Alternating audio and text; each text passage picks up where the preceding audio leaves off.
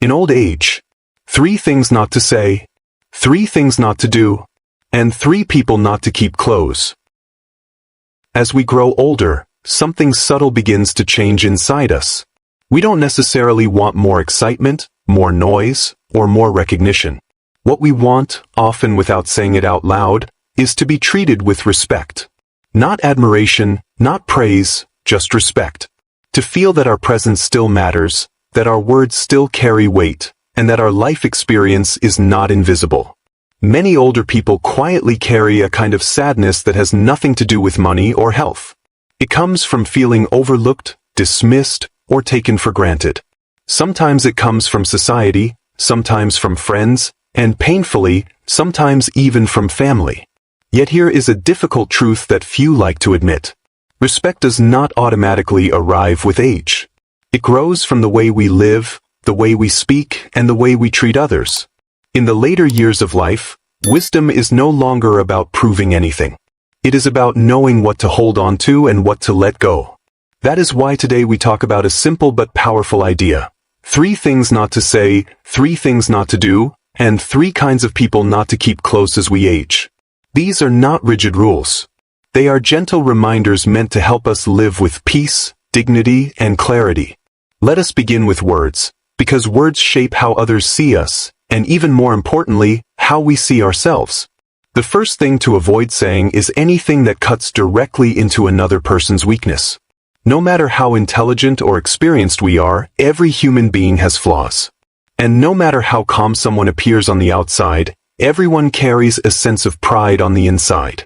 When we point out someone's shortcomings too sharply or too often, even if we believe we are telling the truth, we are not offering wisdom. We are planting resentment. In younger years, people often argue to win. In older years, arguing usually just leaves everyone tired. Wisdom means knowing that not every truth needs to be spoken immediately, and not every flaw needs to be exposed. Silence, when chosen carefully, can protect relationships better than the most accurate criticism.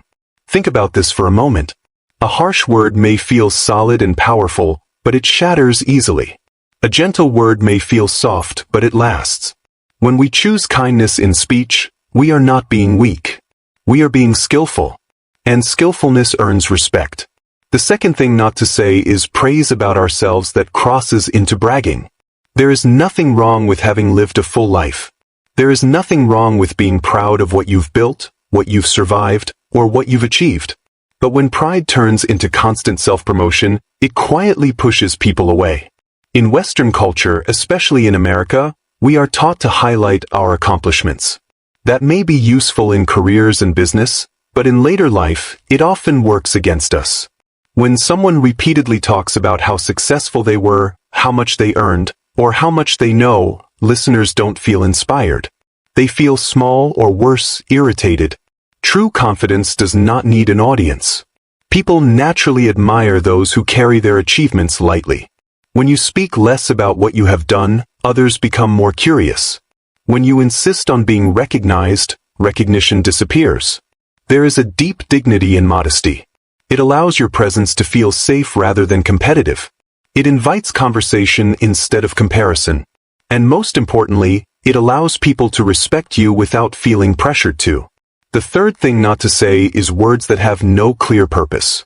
Complaints that go nowhere. Stories that repeat without meaning. Talking simply to fill silence. As we age, it is easy to fall into this habit, especially when loneliness or worry creeps in. The mind becomes busy and the mouth follows. But excessive, unfocused talking often creates distance rather than connection. People may listen politely, but inside, they begin to withdraw. Words carry energy. When we speak without intention, we drain not only others, but ourselves.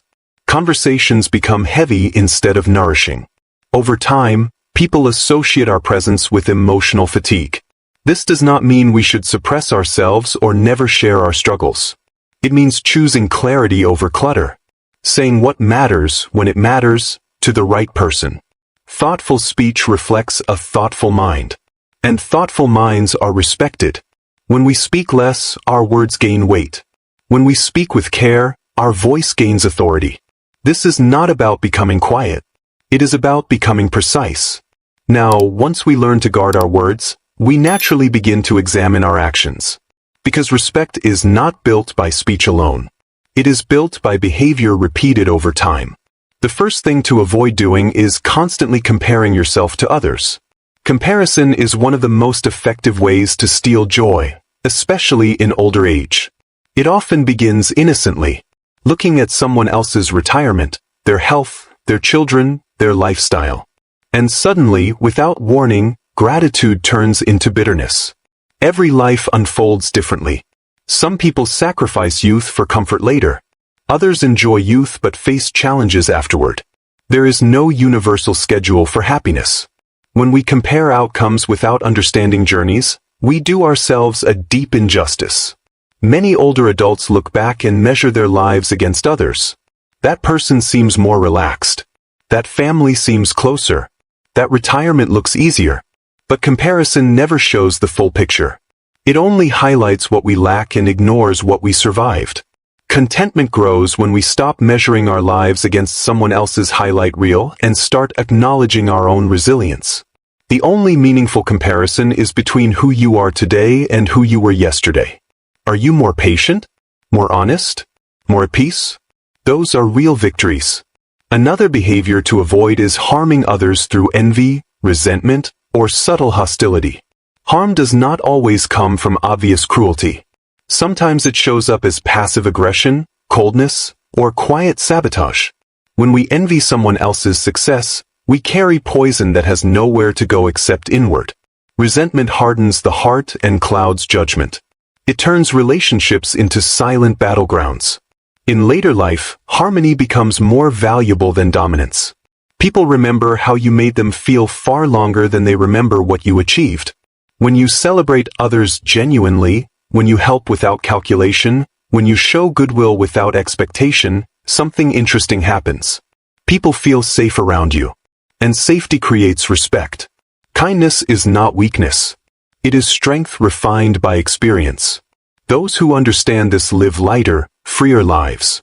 This brings us gently to another essential principle, one that often determines whether later years feel peaceful or restless. It is the relationship we have with desire, with wanting more, with never feeling satisfied. But before we go deeper into that, pause for a moment and reflect. Notice how all these ideas connect. Careful speech leads to calmer relationships. Fewer comparisons lead to greater peace. Reduced resentment leads to deeper connection. This is how wisdom works. Not through dramatic change, but through quiet alignment. And as we continue, we will explore how letting go of excess desire and choosing people wisely can transform not just how others see us, but how we experience our remaining years. When desire goes unchecked, it quietly becomes a burden. In younger years, ambition can feel energizing. It pushes us forward, helps us build, survive, and compete. But in later life, that same hunger, if not softened, often turns into restlessness. Wanting more money, more recognition, more control, more certainty. The problem is not desire itself. The problem is never knowing when enough is enough. One of the most peaceful lessons aging can teach us is this: not every opportunity needs to be taken, and not every advantage needs to be claimed. There is a difference between securing what is necessary and grasping for what is excessive. When we cross that line, we begin to trade peace for anxiety. People who are always calculating gains and losses rarely feel satisfied. Even when they receive something good, they worry about losing it. Even when they succeed, they feel uneasy, wondering if there was more they could have taken. This constant tension wears down the spirit. There is an old wisdom that says real wealth is knowing when to stop. When we stop competing for every advantage, we stop seeing others as threats. When we stop chasing excess, we begin to appreciate stability. Contentment is not settling for less. It is choosing freedom over obsession. In later years, dignity often comes from restraint. From being able to say no to greed, no to unnecessary conflict, and no to the idea that life owes us something more. When we release that weight, life feels lighter. And people sense that calm. They trust it. They respect it. At this point, many people realize something important. Even if we speak wisely and act kindly, our peace can still be disrupted by the wrong relationships. Which is why the final principle matters just as much as the first two. It is about knowing who not to keep close. As we age, time becomes more precious. Energy becomes more limited. Emotional space becomes sacred. Not everyone deserves access to it. The first kind of person to be cautious around is someone who lacks gratitude and basic respect for family. This does not mean judging others harshly. It means observing patterns. How someone treats their parents, caregivers, or those who sacrificed for them reveals a great deal about their character. A person who easily dismisses those who gave them life will likely dismiss others when it becomes convenient. Loyalty does not suddenly appear in friendship if it is absent in family. Distance, in this case, is not cruelty. It is self-protection. The second kind of person to avoid growing close to is someone who only thinks in terms of personal gain. These individuals view relationships as transactions. They keep mental records of favors given and favors received. Their kindness often comes with expectations, and their presence often comes with pressure. At first, they may seem charming or helpful. But over time, their self-interest becomes exhausting. Conversations feel one-sided. Support flows in one direction. When you are useful, they are present. When you are not, they disappear. In later life, relationships should feel nourishing, not draining. Mutual care matters more than mutual benefit.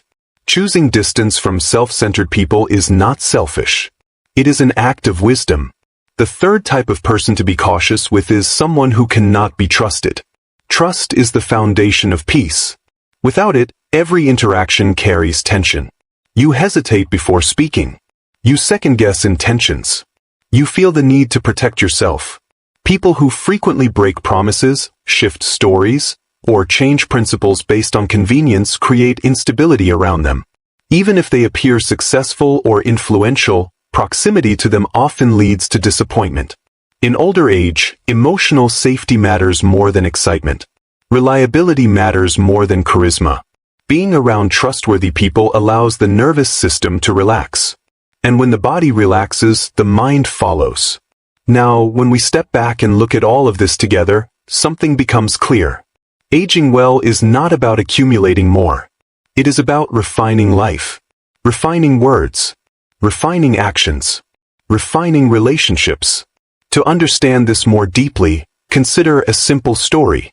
Imagine two stones lying side by side. Both are strong. Both are full of potential. One day, a craftsman comes along looking for material to shape into something meaningful. He lifts the first stone and prepares to work on it. But the stone resists. It fears discomfort. It fears pressure. It fears being changed. So the craftsman sets it aside. The second stone says nothing. It endures the hammer, the chisel, the repeated blows. It does not resist the process. Over time, it transforms. It becomes something beautiful, something valuable, something worthy of reverence. Years later, the first stone still exists. Untouched. Unshaped. But it serves a small purpose, easily replaced. The second stone, having endured hardship, holds meaning far beyond its original form. Life works the same way. Many of the difficulties we resent in our past were shaping us. The disappointments, the sacrifices, the moments when life felt unfair. They were not punishments. They were refinement. This is especially important to remember in later years, when reflection becomes frequent. It is easy to look back and wish things had been easier. But ease does not create depth. Endurance does. If you feel tired now, it does not mean you failed. It may mean you carried weight that others could not. If your path felt harder, it may be because you were being prepared for understanding, compassion, and strength. And here is the quiet truth. People sense that depth. They may not say it out loud, but they feel it. They feel it in your calm. They feel it in your patience. They feel it in the way you no longer rush to judge or compete. That is respect. Not demanded. Not announced. Earned through consistency. In the end, growing older is not about fading away. It is about becoming essential in a different way. Becoming a steady presence. Becoming someone others trust, listen to, and feel safe around. By speaking with care, acting with restraint, and choosing relationships wisely, later life becomes less about loss and more about clarity. Less about proving and more about being. And if today feels heavy, if life feels quieter than it once did, remember this. Quiet is not emptiness. Quiet is space. Space for peace. Space for wisdom. Space to finally live without unnecessary weight. That is the gift of aging when we allow it to be.